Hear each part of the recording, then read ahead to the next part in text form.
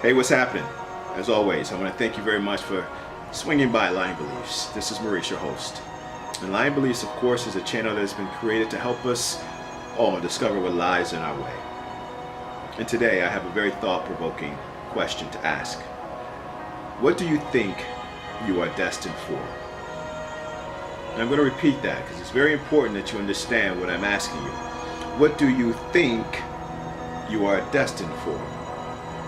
In other words, do you realize that your thoughts are really what paved the way towards your destiny? Your destination begins with your thinking. This is very, very important that we understand how this really works, how our thoughts work, but more importantly, how our attention works. I know everybody talks about the power of thinking, how powerful a thought is.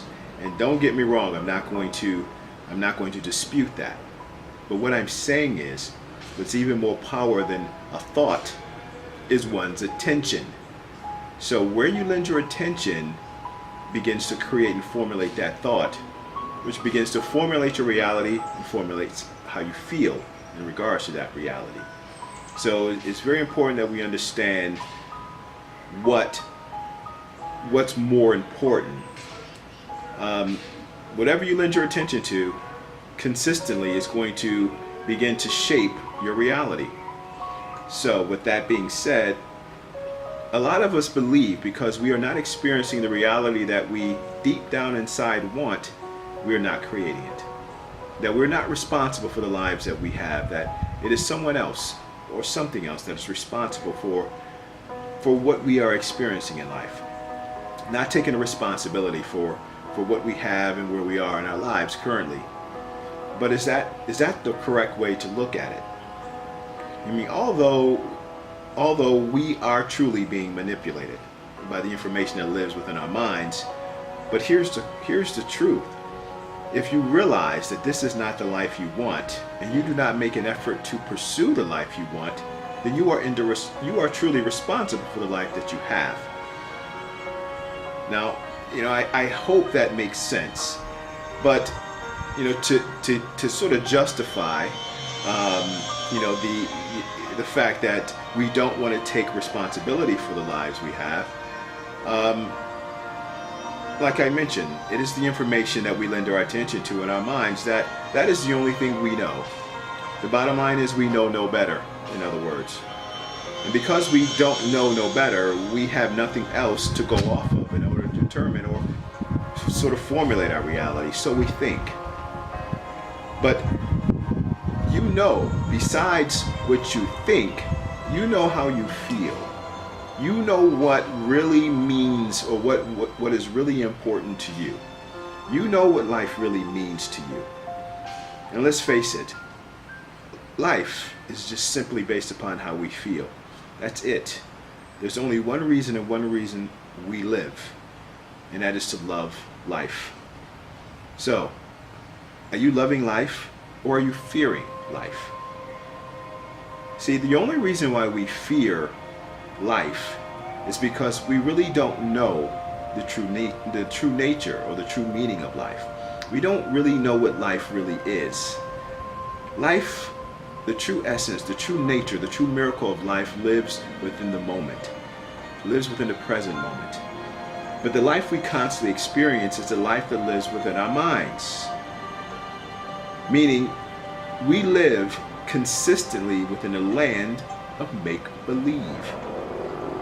Every single day we wake up and we enter into this fairy tale land of make-believe. And what I mean by that is we live within the realm of information and stories that live in our mind that man has made us believe to be true. Fear is where fear lives within our minds. Fear is not something that lives outside of our mind. And I'm not saying that we should not fear and be cautious of real danger.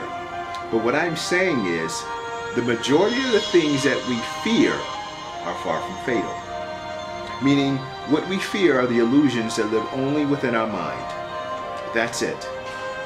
And what I mean by that is we fear the stories and the ideas and the beliefs that live only within our minds.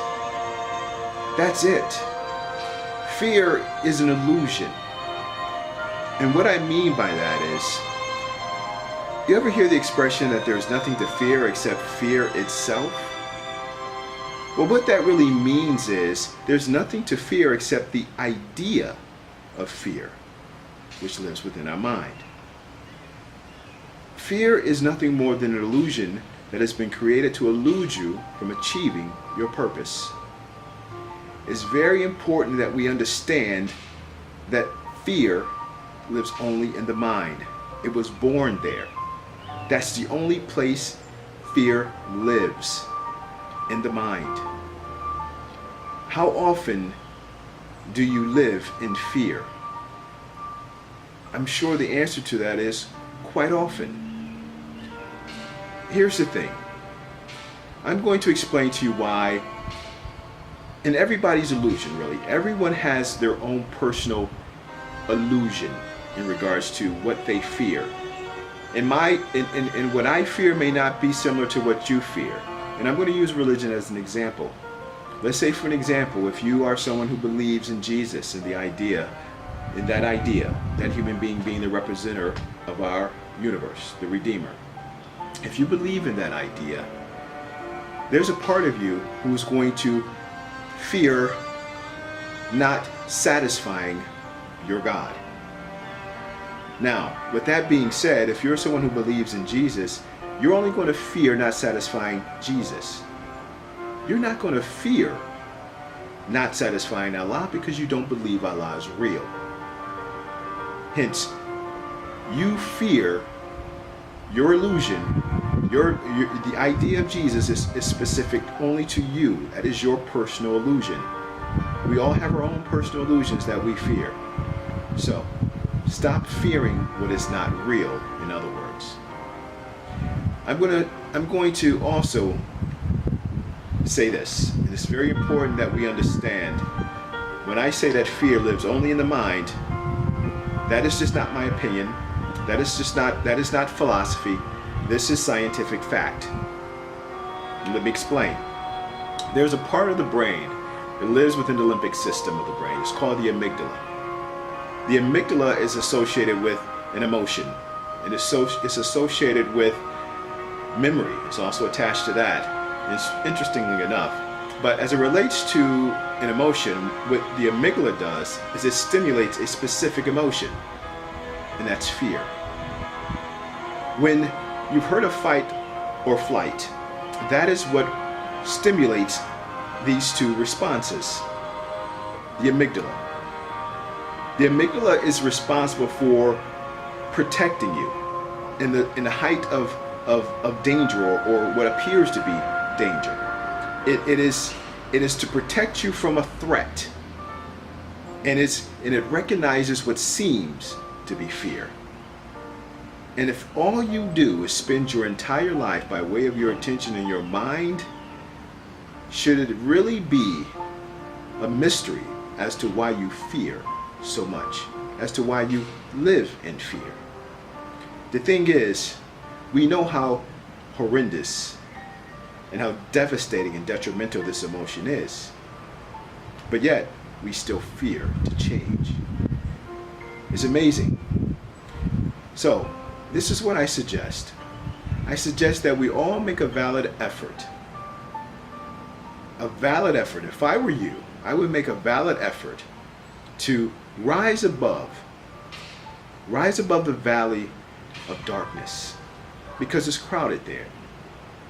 And be that soul that stands and shines bright upon a mountain in the light. Hey, as always, I hope you receive some value out of this. And until next time, peace and one love. May we all find peace within. Much love.